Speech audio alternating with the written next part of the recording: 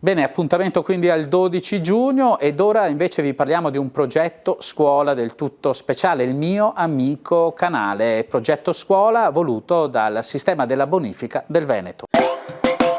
Si intitola Il mio amico canale, iniziativa promossa da Ambi Veneto in occasione di Terre Volute 100, festival della bonifica che indaga il rapporto tra uomo e territorio, che in collaborazione con l'ufficio scolastico della regione del Veneto ha voluto sensibilizzare i cittadini più giovani. È un argomento che sta molto a cuore ai consorzi, a Ambi nazionale e Veneto in particolare, e cerchiamo di formare i giovani uomini futuri del domani sul tema acqua, che sempre di più è pressante in questi ultimi anni. È un'attività che è stata voluta dall'Ufficio Scolastico Regionale per il Veneto, ha voluto proprio che attraverso questo progetto i bambini, ma poi anche gli studenti delle scuole medie secondarie di primo grado e gli studenti delle secondarie di secondo grado potessero proprio capire e toccare con mano l'importanza dei consorzi di bonifica per preservare il nostro territorio. 22 in tutte le classi coinvolte per un totale di 400 bambini, premiati dai consorzi di tutela a San Donà di Piave. Abbiamo coinvolto oltre 400 ragazzi